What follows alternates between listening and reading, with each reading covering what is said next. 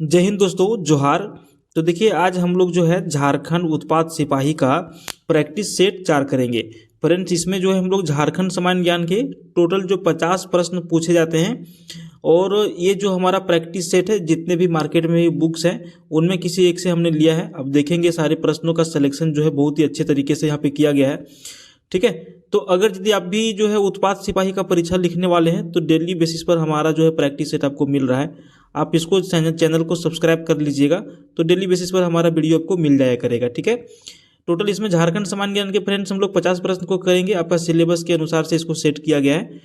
तो चलिए हम लोग शुरू कर लेते हैं। देखिए, पहला प्रश्न आपसे पूछ रहा है फ्रेंड्स कि हूल विद्रोह को किस अन्य नाम से जाना जाता है। ठीक है, एक हूल विद्रोह, अगर यदि आपको अन्य नाम जानना है तो सबसे पहले हूल विद्रोह के बारे में समझना पड़ेगा। आप पढ़े भी होंगे। तो देखिए, अगर यदि हम बात करें इसका अन्य नाम की तो ये आपका संथाल विद्रोह के नाम से भी जाना जाता है। ठीक है, किस नाम से जाना जाता है? संथाल विद्रोह के नाम से भी जाना जाता है।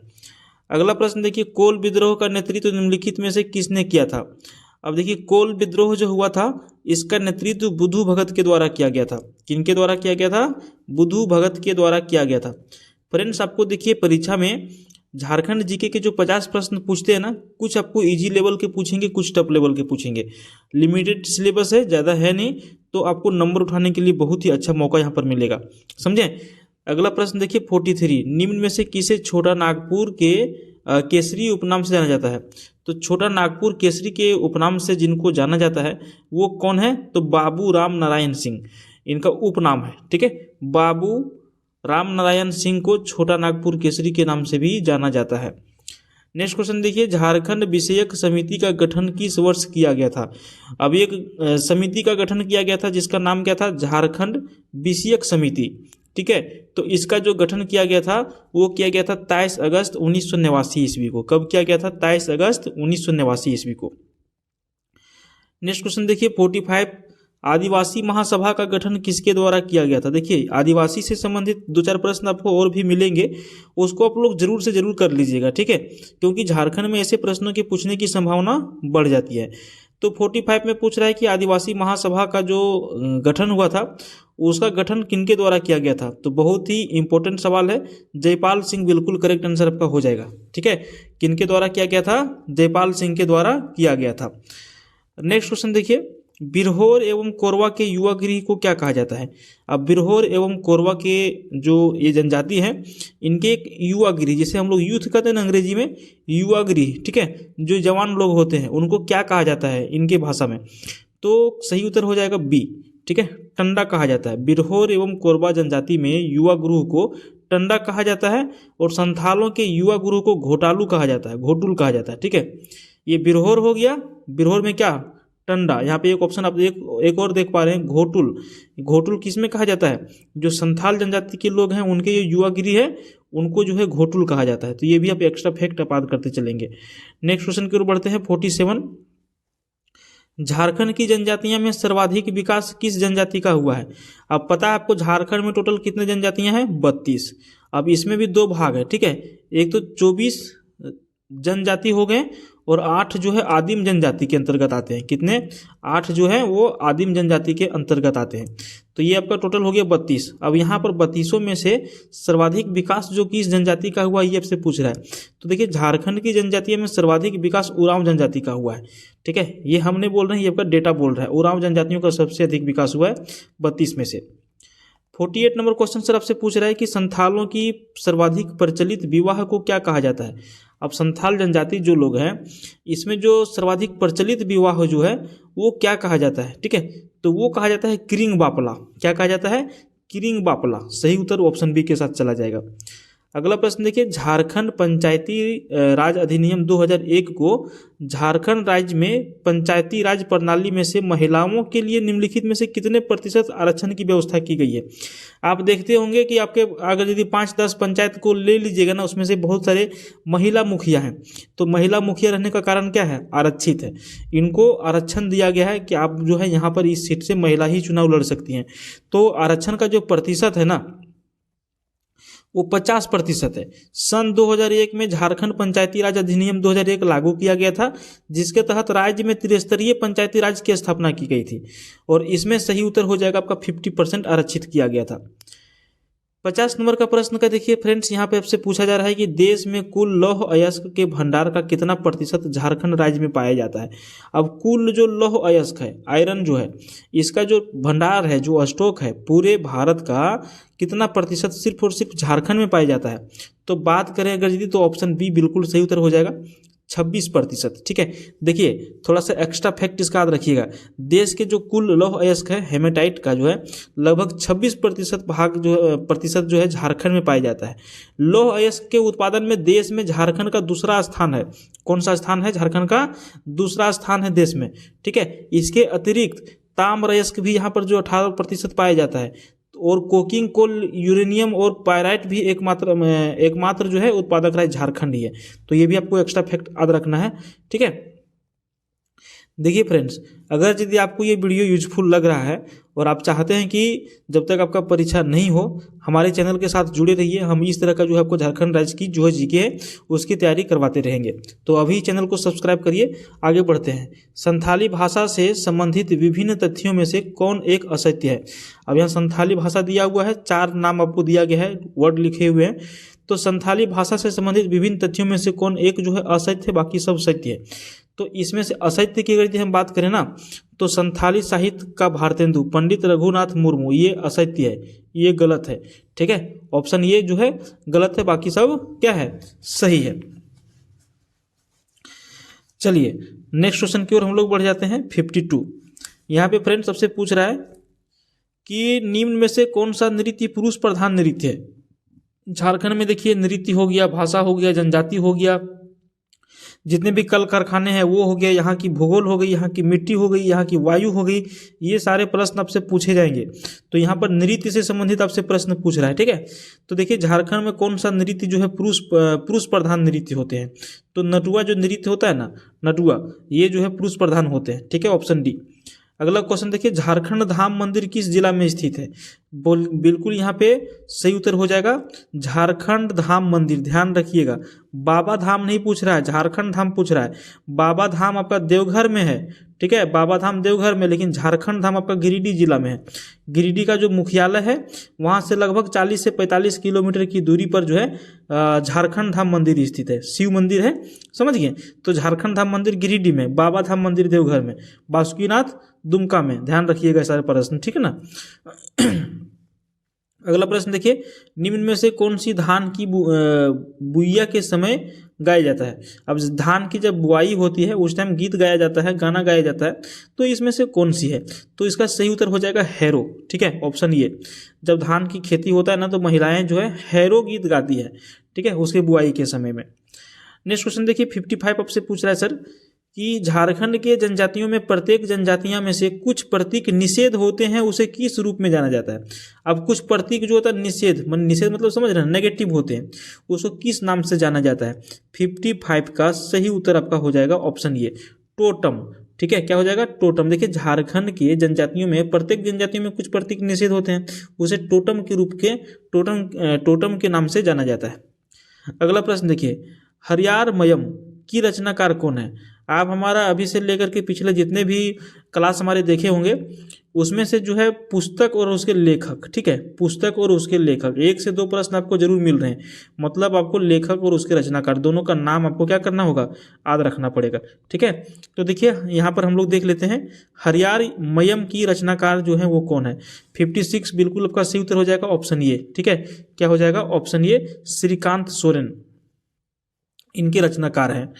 नेक्स्ट क्वेश्चन बढ़ते हैं 57 में, संथाल हुल किसकी रचना है? किताब का नाम है संथाल हुल, और इसकी जो रचना किए गए हैं वो किनके द्वारा किए गए हैं? तो ऑप्शन बी, ठाकुर प्रसाद मुर्मू के द्वारा किए गए हैं। ठीक है, संथाल हुल की रचना। नेक्स्ट क्वेश्चन है, द ईस्ट वेस्ट रिव्यू के रचनाकार जो है वो कौन है?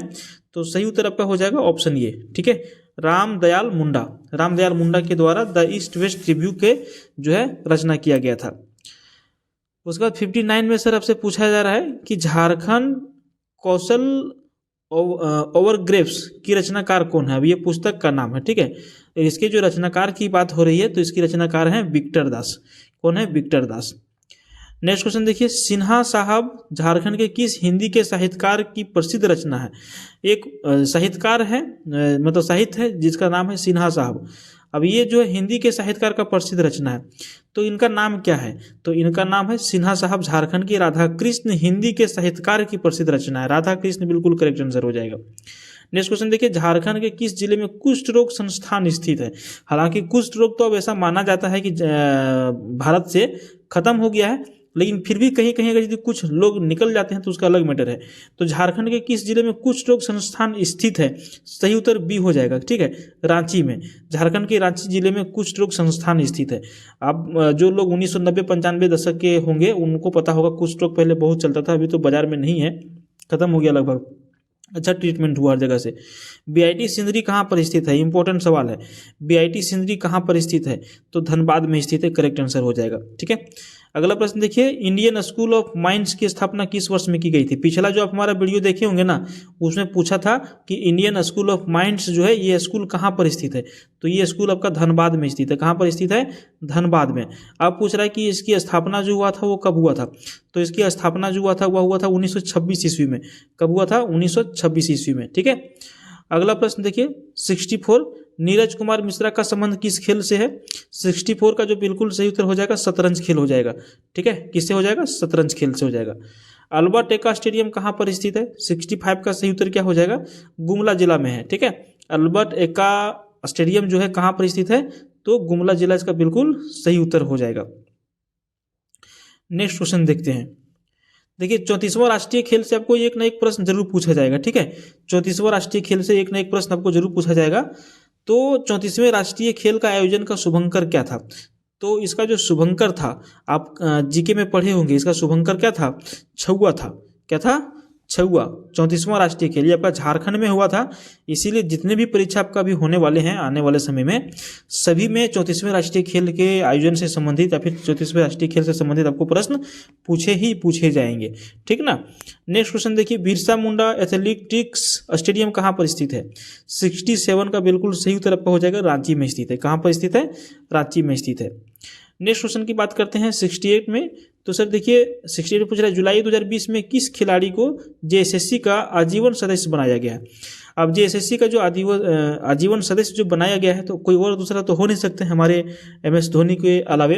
रांची के क्रिकेटर महेंद्र सिंह धोनी को अब जेएसएससी के आजीवन सदस्य बना दिया गया है। आजीवन सदस्य बनने के बाद अब धोनी चाहे तो जेएससीए की वोटिंग में हिस्सा ले सकते हैं तथा अन्य अर्हताएं भी पूरी करने में चुनाव भी लड़ सकते हैं, ठीक है। जेएसएससी हम पढ़ रहे हैं, यहाँ पे हम गलत पढ़ रहे हैं, जेएससीए, ठीक है। अभी जो जेएसएससी का रिजल्ट आया है तो ये मन में रह गया। जेएससीए स्टेडियम कहाँ पर स्थित है? अगर आपको पूछा जाए तो कहाँ पर स्थित है? रांची में। अभी आपका रिसेंटली मैच भी हुआ था, है ना, आप लोग देखे भी होंगे।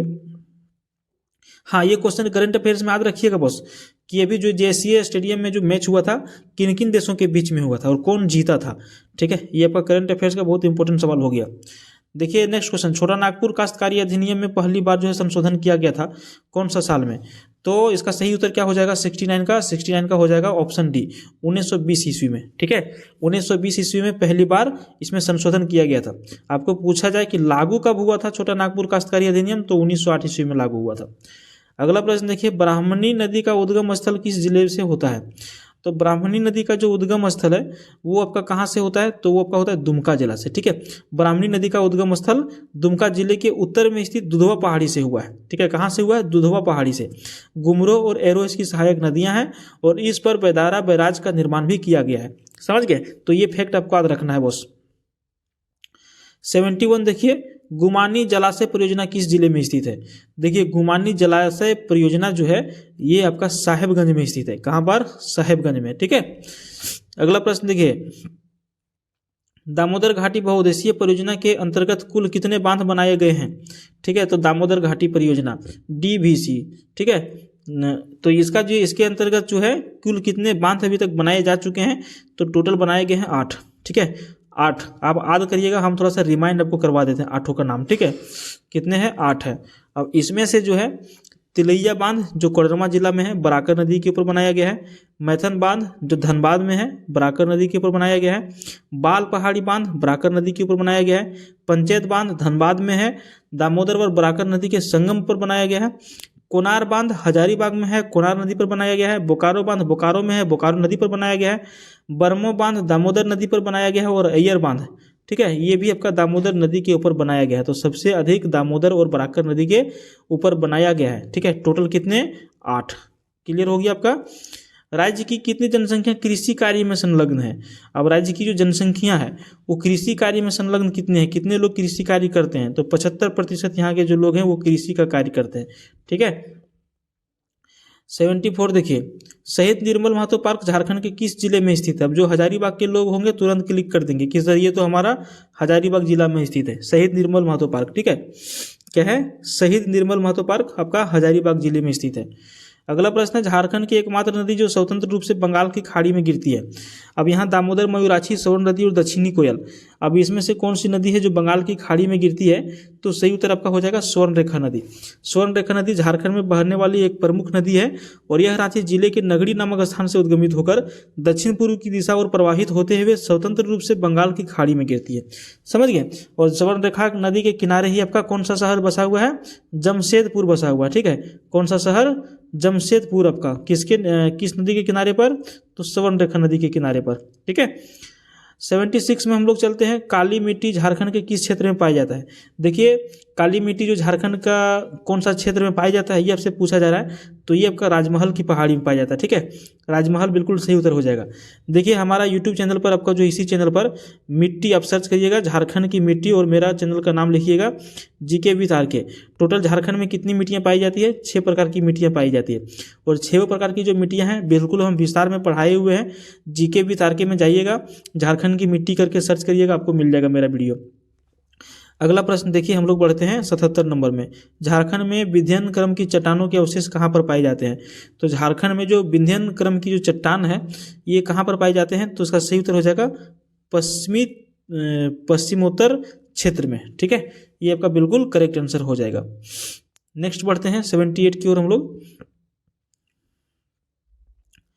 देखिए पूछा जा रहा है कि मयूराक्षी किस स्थान से निकलती है? जो मयूराक्षी नदी आपका जो है ये किस स्थान से निकलती है? तो त्रिकुट पहाड़ी से निकलती है। कहाँ से निकलती है? त्रिकुट पहाड़ी से निकलती है। देखिए प्रत्यार्पण एवं पुनर्वास नीति के अंतर्गत जिला पुनर्वास समिति का अध्यक्ष कौन होता है? अब ये आपका जो है उग्रवादी लोग जो अपना एक तरह से कहिए कि वो लोग जो समर्पण करते हैं पुलिस के सामने, उसी से रिलेटेड ये प्रश्न आपका है। तो प्रत्यार्पण एवं पुनर्वास नीति के अंतर्गत जिला पुनर्वास समिति का जो अध्यक्ष होते हैं वो आपका होते हैं जिला दंडाधिकारी, ठीक है। कौन होते हैं? जिला दंडाधिकारी। और यह प्रत्येक जिला में जो है प्रत्यार्पण करने वाले उग्रवादियों के लिए जिला दंडाधिकारी की अध्यक्षता में जिला पुनर्वास समिति गठित होगी। जिला पुलिस अधीक्षक, उप विकास आयुक्त आदि एवं अन्य अधिकारी इसके सदस्य होते हैं, ठीक है। नेक्स्ट क्वेश्चन की ओर हम लोग बढ़ते हैं 80 नंबर में। देखिए सावित्रीबाई फुले किशोरी समृद्धि योजना की शुरुआत हुई है, कब हुई है? सावित्रीबाई फुले किशोरी समृद्धि योजना की शुरुआत कब हुई है? सही उत्तर क्या हो जाएगा? ऑप्शन ये हो जाएगा 11 अक्टूबर 2022 में सावित्रीबाई फुले किशोरी समृद्धि योजना की शुरुआत हुई है, ठीक है। नेक्स्ट क्वेश्चन देखते हैं 81 में है, फूलो झानो आशीर्वाद योजना का उद्देश्य क्या है? झारखंड में एक योजना चलाया जाता है जिसका नाम है फूलो झानो आशीर्वाद योजना। इसका उद्देश्य क्या होता है? तो इसका उद्देश्य होता है हड़िया दारू बेचने वाली महिलाओं को सम्मानजनक आजीविका प्रदान करना। समझ गए। झारखंड में हड़िया दारू बहुत ज़्यादा फेमस है। लोग जो है हड़िया दारू पीने के लिए कुछ भी कर सकते हैं, ठीक है। तो जो लोग महिलाएं जो बेचती हैं उन्हीं को बचाने के लिए जो है फूलो झानो आशीर्वाद योजना शुरू किया गया था कि उनको आजीवन कुछ बढ़िया सा जीवन बिताने के लिए काम मिले। अगला प्रश्न है, इनमें से कौन सी योजना सखी मंडल की सभी महिलाओं को स्मार्टफोन उपलब्ध कराने से संबंधित है? ये योजना पहले चला था, ठीक है। अभी पता नहीं ये चल रहा है कि नहीं है। तो इसका जो सही उत्तर आपका हो जाएगा ऑप्शन ये हो जाएगा मुख्यमंत्री सखी मंडल स्मार्टफोन योजना। लगभग सभी लोगों को मिला भी था उस टाइम। अगला प्रश्न देखिए, झारखंड आर्थिक सर्वेक्षण 2022-23 के अनुसार वित्तीय वर्ष 2023-24 में झारखंड राज्य का आर्थिक समृद्धि दर कितना अनुमानित रखा गया था? ठीक है। तो इसका अगर यदि हम सही आंसर की बात करें तो इसका सही आंसर हो जाएगा ऑप्शन ए 7.4%, ठीक है। इकोनॉमिक से भी प्रश्न आपको पूछे जाएंगे तो ध्यान रखिएगा आप लोग। अगला प्रश्न देखिए, झारखंड देश में एकल हस्ताक्षर तकनीक लागू करने वाला कौन सा राज्य है? तो करेक्ट आंसर हो जाएगा 84 का ऑप्शन बी पहला। अगला प्रश्न है, एशियन रिफ्रैक्ट्रीज लिमिटेड कहाँ पर स्थित है? सही उत्तर आपका हो जाएगा ऑप्शन ये बोकारो में, ठीक है। फ्रेंड्स वीडियो को लाइक करते चलेंगे, चैनल को सब्सक्राइब करते चलेंगे। अगला प्रश्न देखिए, झारखंड सिल्क डेवलपमेंट इंस्टीट्यूट कहाँ पर स्थित है? 86 का जो सही आंसर हो जाएगा ऑप्शन ये हो जाएगा हेहल में। ठीक है, चलिए नेक्स्ट क्वेश्चन देखते हैं। घाटशिला में प्रथम तांबा उद्योग की स्थापना किस वर्ष में किया गया था? तो सही उत्तर हो जाएगा ऑप्शन ये 1924 ईस्वी में घाटशिला में किया गया था। नेक्स्ट क्वेश्चन देखिए, एचईसी की स्थापना किस वर्ष में की गई थी? करेक्ट आंसर आपका हो जाएगा ऑप्शन सी 1958 ईस्वी में एचईसी की स्थापना जो है किया गया था। ठीक है, किसके मदद से किया गया था? तो चेकोस्लोवाकिया की मदद से किया गया था, हटिया नामक स्थान पर, हटिया में। अगला क्वेश्चन देखिए, मुख्यमंत्री कन्यादान योजना के तहत मिलने वाली राशि को 15,000 से बढ़ाकर 30,000 कर दिया गया था, कौन सा साल में? तो सही उत्तर हो जाएगा 2014 ईस्वी में। और इस वीडियो का जो आपका अंतिम जो प्रश्न है आपका, आर्या योजना का संबंध किससे है? तो करेक्ट आंसर हो जाएगा ऑप्शन बी। ठीक है, कृषि से। आर्या अर्थात इसका पूरा नाम अगर यदि बात करें तो attract rural youth in agriculture योजना का जो है राज्य सरकार द्वारा ग्रामीण युवाओं को कृषि की ओर आकर्षित करने के लिए प्रारंभ की गई है। इस योजना के माध्यम से राज्य सरकार कृषि को बढ़ावा देने तथा राज्य को खाद्यान्न के क्षेत्र में आत्मनिर्भर बनाने के लिए कृषि क्षेत्र में युवाओं को कौशल विकास निर्णय के लिए दिया गया था। ठीक है, तो फ्रेंड्स यहाँ पर हम लोगों ने जो है टोटल 50 प्रश्न को कंप्लीट कर लिया है। अगर यदि आपको वीडियो पसंद आया तो सिंपली क्या करना है, वीडियो को लाइक कर देना है। और अगर यदि इसका अगला पार्ट देखना चाहते हैं तो आप चैनल को सब्सक्राइब करिएगा, अगला पार्ट आपका पार्ट 5 मिल जाएगा। ठीक है, चलिए धन्यवाद।